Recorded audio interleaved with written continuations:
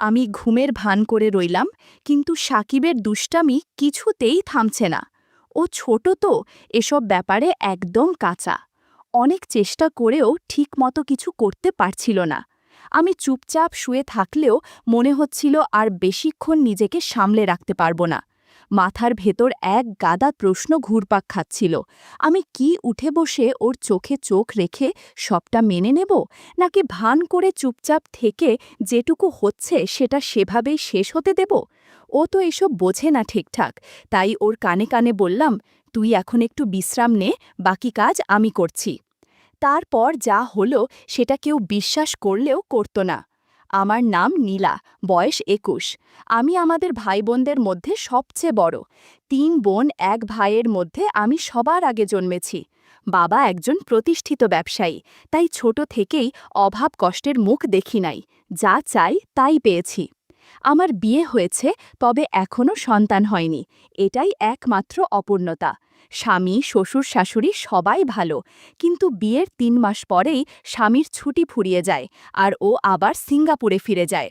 তারপর থেকে আমার জীবনের মোড় ঘুরে যায়। মন সব সময় খারাপ থাকত, সময় কাটত না। ও দিনে ১ বার ২ বার ফোন দিত, তাও খুব কম সময় কথা বলতো। আমি একা একা ঘরে বসে থাকতাম, একটা অজানা অস্থিরতায় দিন কাটত। একদিন ইউটিউবে ভিডিও দেখতে দেখতে হঠাৎ একটা চ্যানেলে চোখ পড়ে। নানা সম্পর্ক ভিত্তিক নাটকীয় গল্প, মায়ের সঙ্গে ছেলে, মামির সঙ্গে ভাগ্নে, এরকম নানা সম্পর্ক নিয়ে বানানো গল্প। প্রথম দিকে শুনে অস্বস্তি লাগলেও কেমন যেন মজাও পেতে থাকি। ধীরে ধীরে ওই চ্যানেলের নিয়মিত দর্শক হয়ে উঠি। সারাদিন ঘরের কাজ, শ্বশুর শাশুড়ির দেখাশোনা, স্বামীর সঙ্গে নিয়ম করে কথা বলা, সব শেষে রাতে বিছানায় শুয়ে ওই গল্পগুলো শুনে মনটা হালকা করতাম। মাঝে মাঝে মনে হতো, ইস, যদি কেউ থাকতো পাশে, যার সঙ্গে কিছু করা যেত। ঠিক তখনই জীবনে আসে সাকিব। ওর সহজ সরল ব্যবহার আর মজার কথা শুনতে শুনতে কখন যে আমি ভেতরে ভেতরে বদলে যাচ্ছি সেটা নিজেই টের পাইনি। আমি এমন রক্ষণশীল পরিবেশে বড় হয়েছি, অথচ অজান্তেই এক অদ্ভুত টান অনুভব করতে শুরু করি। সাকিব আমার স্বামীর বড় বোনের ছেলে, মানে সম্পর্কের দিক থেকে আমার ভাগ্নে। বিয়ের সময় একবার দেখা হয়েছিল ওর সঙ্গে, কিন্তু তেমন কথা হয়নি। তখন সাকিব এসএসসি পরীক্ষার প্রস্তুতিতে ব্যস্ত ছিল। এরপর ওর বাড়ি থেকে কলেজ অনেক দূর হওয়ায় পরীক্ষার পর সে আমাদের বাড়িতে থেকে কলেজে যাতায়াত করতে শুরু করে। আমাদের বাড়ি থেকে ওর কলেজ মাত্র ১০ মিনিট দূর। প্রতিদিন সাইকেল চালিয়ে ক্লাসে যেত সাকিব। আমাদের শ্বশুরবাড়িতে ঘরের সংখ্যা খুব বেশি না, শুধু একটা বড় ঘর ছিল। সাকিব যেহেতু পড়াশোনা করবে, তাই শ্বশুরমশাই বড় ঘরের পাশেই একটা ছোট ঘর তৈরি করে দিলেন ওর জন্য। সেখানে টেবিল, চেয়ার আর একটা খাটিয়া রাখা ছিল। তবে রাতের বেলায় সাকিব মূল বাড়ির ভেতরের একটা ফাঁকা রুমে ঘুমাতো। আমাদের বড় ঘরটাই ৩টে রুমে ভাগ করা। একটায় আমি থাকি, আরেকটায় শ্বশুর শাশুড়ি। মাঝখানের ঘরটা আগে ফাঁকা ছিল। সাকিব আসার পর ওখানে একটা খাট বসানো হয়, আর এখন সে সেখানেই রাতে ঘুমায়। পড়া শেষ করে রাত ১০টার পর ঘরে ফিরে ও মাঝখানের ঘরেই শুয়ে পড়ে। সাকিব বেশ ভালো ছাত্র, এসএসসিতে A+ পেয়েছে। কথাবার্তাও খুব কম বলে। না আছে বন্ধুদের সাথে আড্ডা, না আছে বাড়ির লোকজনের সঙ্গে খাতির। এমনকি ওর নানা নানিকেও ঠিকমতো কিছু বলে না। আর আমার সঙ্গে তো চোখ তুলে তাকায়ও না। খুব লাজুক আর চুপচাপ স্বভাবের ছেলে। আমার শ্বশুর শাশুড়ি দুজনেই বয়সে অনেকটা বড়। শ্বশুর মশাই চোখে কম দেখেন, তাই বাইরে কম বের হন। শাশুড়ি আবার এমন মোটা যে হাঁটা চলারই উপায় নেই। সারাক্ষণ বিছানায় শুয়ে থাকেন আর পান খান। শ্বশুর মাঝে মাঝে উঠোনে বা উঠোন পেরিয়ে বারান্দায় যান, কিন্তু শাশুড়িকে আজ পর্যন্ত বাইরে পা রাখতে দেখি নাই। যাই হোক, সাকিব আমাদের বাড়িতে এসেছে প্রায় ১ মাস হলো। এই কদিনে ও আমার সঙ্গে ঠিকমতো কথাও বলেনি। বুঝতে পারি আমার সামনে একটু লজ্জা পাই। আমরা একসাথেই খাই, কারণ শ্বশুর শাশুড়িকে তো বিছানায় বসেই খাওয়াতে হয়। আমি ওদের খাবার দিয়ে আসি, তারপর সাকিব আর আমি একসাথে খেয়ে নিই। সাকিব আসার পর আমার একটা সমস্যা হয়েছে, রাতের বেলা আর গল্প শোনা হয় না। আগের মতো ইউটিউবে গল্প চালু করলে মনে হয় কখন না সাকিব দরজা এসে ডাকে, মাম, দরজা খোলো। তাই গল্প ছেড়ে বসে থাকি, কখনো ফিরে আসবে। অনেক রাত পর্যন্ত পরেও, ১০টা, ১১টা, এমনকি কখনো কখনো ১২টাও বাজে। আমার প্রায়ই ঘুম চলে আসে। সাকিব যদি সামনের দরজায় ডেকে না পায় তখন ঘরের পাশে রান্নাঘরের দরজার দিকে গিয়ে ডাকে, কারণ আমার রুমটা ওই পাশেই। আমি তখন চট করে উঠে গিয়ে দরজা খুলে দিই। একদিন এমনই ঘটল। সেদিন রাত প্রায় 12:30 বাজে। আমি ঘুমে ঢুলে পড়েছি। সাকিব দরজায় 10-15 মিনিট ডেকে কোনো সাড়া না পেয়ে রান্নাঘর থেকে একটা মাছ ধরার ছিপ এনে জানালার ফাঁক দিয়ে হালকা গুঁতা মারল। ঘুম ভেঙে লাফ দিয়ে উঠলাম, গিয়ে দরজা খুললাম। আমি বললাম, তুই খা, আমি বাসন ধুয়ে নিই। ও বলল, মাম, আমি আজ খাবো না, আপনি ঘুমান। আমি অবাক হয়ে বললাম, কেন খাবি না? কেউ কি না খেয়ে ঘুমায়? সাকিব হেসে বলল, আপনার চোখে ঘুম, রোজ আপনাকে বিরক্ত করি। আজ অনেক রাত হয়ে গেছে, আপনি শুয়ে পড়ুন, আমি সকালে উঠে খেয়ে নেব। আমি বললাম, আমার কোনো কষ্ট হয় না, তুই যখন ইচ্ছা তখন এসে খেয়ে নিস, মাঝে মাঝে একটু ঘুম ধরে যায় আর কি। তখন সাকিব একটু থেমে বলল, আপনার জন্য আমি থাকি আর আপনি রোজ রাত জেগে থাকেন, এটা ঠিক না মাম। কাল থেকে আমি পড়ার ঘরেই থাকব, আর দাদু ঠাকুমার সঙ্গে খাবার দিলে আমাকেও ডেকে নিও, একসাথেই খেয়ে নেব। আমি বললাম, সন্ধ্যায় খেলে তো রাত জেগে পড়তে গিয়ে আবার ক্ষুধা পাবে, তখন কি খাবি? আর এত বড় ঘর থাকতে কেন ছোট ঘরে শুতে যাবি? আমি তো কখনো বলিনি তোর জন্য আমার সমস্যা হয়। তুই কি বাইরের কেউ? তুই তো আমাদেরই ঘরের ছেলে, তোকে তো এইটুকু করতে পারতেই পারি। সাকিব বলল, ঠিক আছে মাম, অনেক রাত হয়ে গেছে, এবার ঘুমাও, সকালে তোমার সাথে আলাপ করব। এটা বলেই ও সোজা গিয়ে ওর ঘরে শুয়ে পড়ল। আমিও উঠে এসে নিজের রুমে চলে এলাম। তবে যাই হোক, আজ প্রথম সাকিব এতটা কথা বলল আমার সাথে, অথচ একবারের জন্য চোখ তুলে তাকায়নি। এখন সকাল 8টা বাজে, সাকিব এখনো ঘুমায়। কাল অনেক রাতে ঘুমিয়েছে তো, তাই একটু বেশি ঘুমাচ্ছে। যদিও সাধারণত 6টায় উঠে উঠোনে একটু হাঁটে, তবে ওকে সকালে কখনো পড়তে বসতে দেখি না। যাই হোক, আজ তোর 10টার ক্লাস, ডেকে দিতে হবে। আমি ডাক দিলাম, সাকিব, সাকিব, 8টা বাজে, কলেজ যাবে না? সাকিব তখন ঘুম জড়ানো গলায় বলল, কত বাজে? আমি বললাম, 8টা বাজে। এই কথা শুনে ও এক লাফে উঠে বসে পড়ল। তাড়াতাড়ি গোসল সেরে নাস্তা খেয়ে কলেজের দিকে রওনা দিল। একটু তাড়াহুড়ো হলেও 10টার আগে পৌঁছে যাবে হয়তো। দুপুর ঠিক 2টায় ও বাসায় ফিরে এলো। তবে কখনো কখনো 12টার দিকেও আসে, বিশেষ ক্লাস কম থাকলে। পড়ার ঘরে বই খাতা রেখে মুখ হাত ধুতে গেল। আমি ইতিমধ্যে দুপুরের খাবার সাজিয়ে রেখেছি। ও ঘরে ফিরে এলো, তারপর আমরা একসাথেই খেলাম। খাওয়ার সময় খুব একটা কথা হয়নি। আমি শুধু জিজ্ঞেস করলাম, কলেজে ঠিকমতো ক্লাস হয় তো? সে বাচ্চাদের মতো মাথা নেড়ে শুধু হ্যাঁ বলল, আর কিছু না। খাওয়ার পর ও নিজের ঘরে চলে গেল। সাধারণত দিনে ও ওই মাঝখানের ঘরেই ঘুমায়। সন্ধ্যা হয়ে এলো, কিন্তু সাকিব উঠছে না। আমি পড়ার ঘরে গিয়ে ডাক দিলাম। ডাক শুনে সাকিব ঘুম থেকে উঠে বসল। চোখ কচলাতে কচলাতে বলল, কি হয়েছে, ডাকছো কেন মাম? আমি বললাম, না কিছু না, সন্ধ্যা হয়ে গেছে, তুমি এখনো ঘুমাচ্ছ, পড়তে বসবে না? সাকিব বলল, সন্ধ্যা নাকি, দেখি কত বাজে। বলে ও ওর টেবিলে রাখা হাত ঘড়ির দিকে তাকাল, তারপর উঠে গিয়ে মুখ হাত ধুতে গেল। আমি তখন ওর পড়ার ঘরে চুপচাপ বসে আছি। সাকিব মুখ ধুয়ে ফিরে এসে বলল, তুমি এখনো এখানে বসে আছো, রান্নার কাজ শেষ? আমি হেসে বললাম, সে তো অনেক আগেই শেষ করেছি, ক্ষুধা লাগছে নাকি? সে বলল, আরে না, এমন সন্ধ্যা সময় ক্ষুধা লাগে নাকি, তবে একটা চা হলে ভালো লাগতো। আমি বললাম, চা পাতা মনে হয় শেষ হয়ে গেছে, কালকে এনে দেব। সে বলল, ঠিক আছে। তারপর বলল, এখন যাও, আমি পড়তে বসব। আমি বললাম, আচ্ছা বাবা, ভালো করে মনোযোগ দিয়ে পড়ো, বলেই আমি বড় ঘরে চলে এলাম।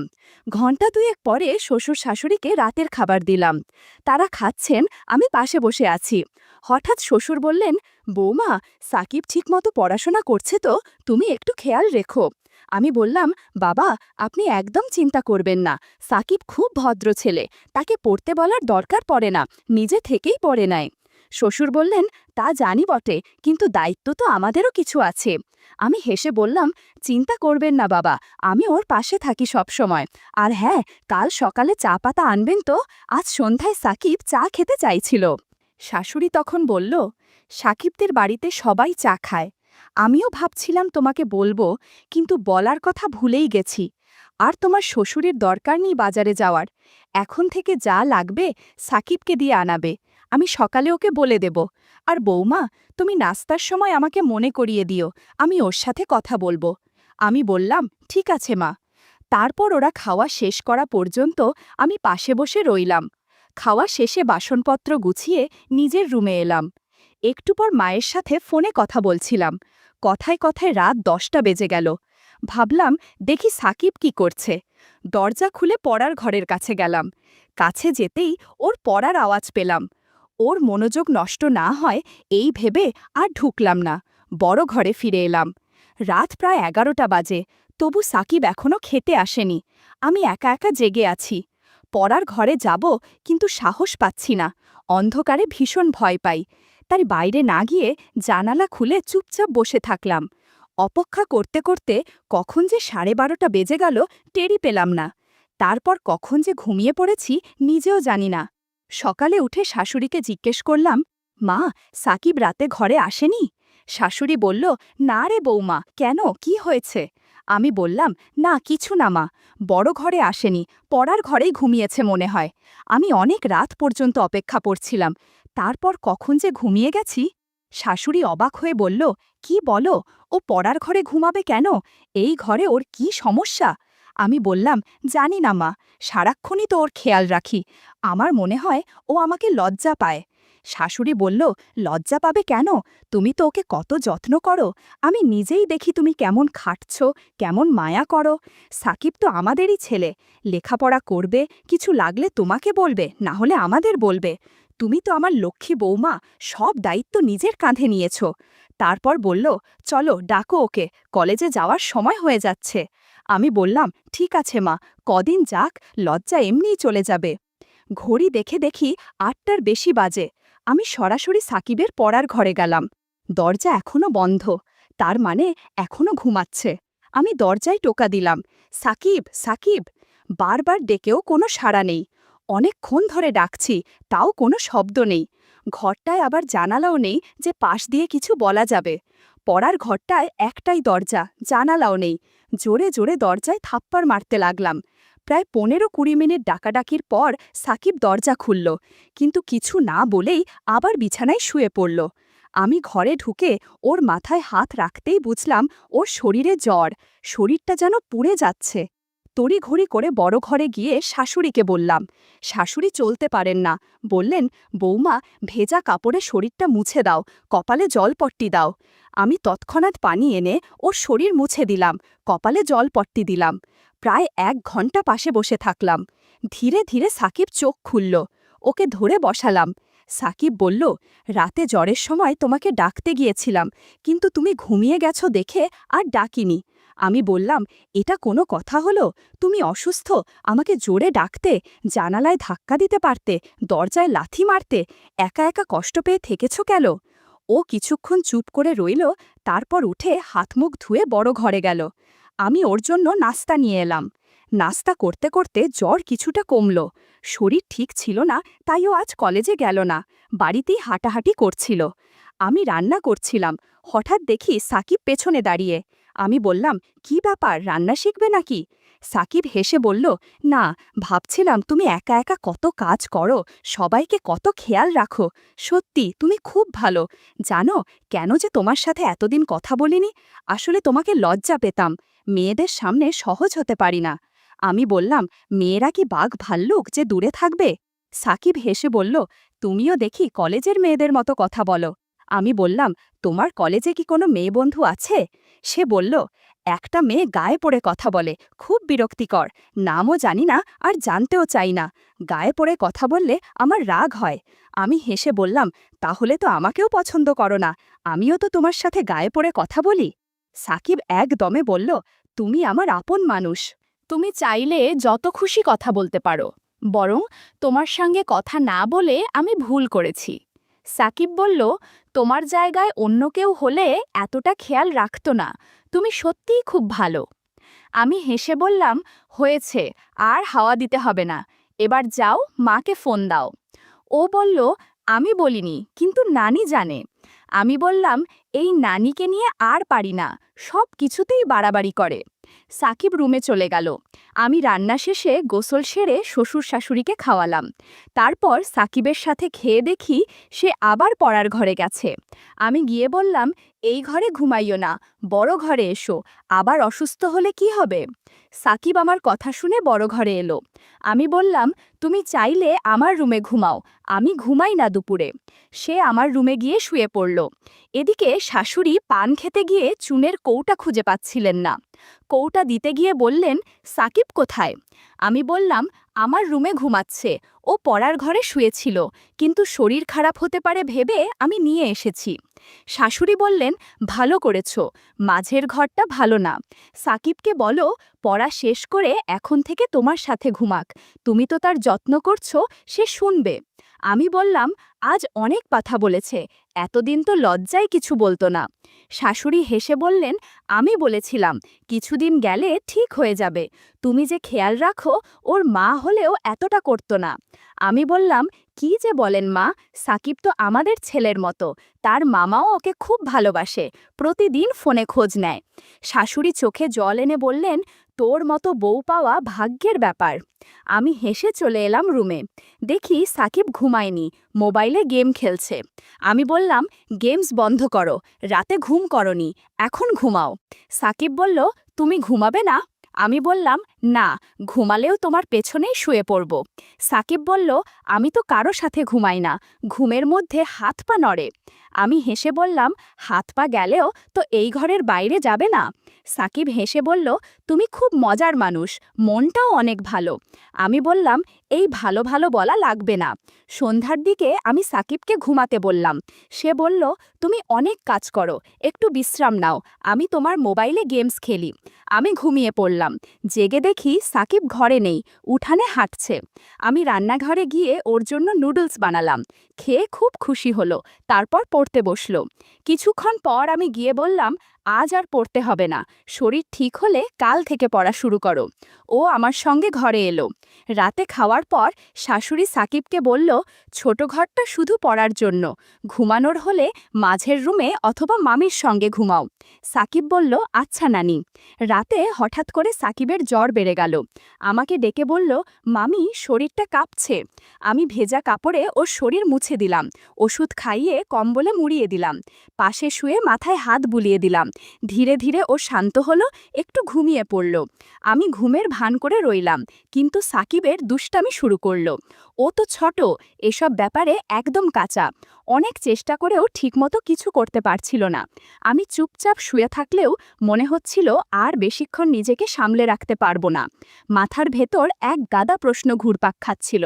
আমি কি উঠে বসে ওর চোখে চোখ রেখে সবটা মেনে নেব, নাকি ভান করে চুপচাপ থেকে যেটুকু হচ্ছে সেটা সেভাবেই শেষ হতে দেব? কিছুক্ষণের মধ্যে এমনভাবে সাড়া দিল, আমি আর থাকতেই পারলাম না। তখন সাকিবকে হালকা করে সরিয়ে দিতে হলো। ও তো এসব বোঝে না ঠিকঠাক, তাই ওর কানে কানে বললাম, তুই এখন একটু বিশ্রাম নে, আমার হয়ে গেছে। তারপর আমিও কখন যেন ঘুমিয়ে পড়লাম। সকালে জ্বর কিছুটা কমেছে। আমি নাস্তা তৈরি করলাম। ও খেয়ে আবার পড়তে বসলো। মাঝে মধ্যে রান্নাঘরে এসে দুষ্টুমি করতে চাইতো। আমি বললাম, প্রয়োজনের বেশি কোনো কিছু ভালো না, দিনের বেলায় কখনো কল্পনাও করো না। যদি কখনো কারো চোখে পড়ে বা কোনো প্রকার সন্দেহ হয়, তাহলে তোমার আমার দুজনের জীবনই নষ্ট হয়ে যাবে। আমি যা বলি তা অক্ষরে অক্ষরে পালন করবা, তা না হলে জীবন নষ্ট হয়ে যাবে, সমাজে মুখ দেখাতে পারবে না, বুঝতে পারছো? তারপর সে মাথা না দিয়ে হ্যাঁ বলল। তারপর থেকে সাকিব আর কোনোদিন দিনের বেলা করার জন্য বায়না ধরেনি, আর আমার কথার বাহিরেও যায়নি। আর আমি তখন থেকে নিয়মিত ওষুধ খেতে থাকলাম। সাকিব আমার পরিবারের একজন, তার যত্ন নেওয়া আমার কর্তব্য। আমাদের সম্পর্ক সম্মান ও ভালোবাসা ভিত্তিক, যার মধ্যে কোনো অসঙ্গতি নেই।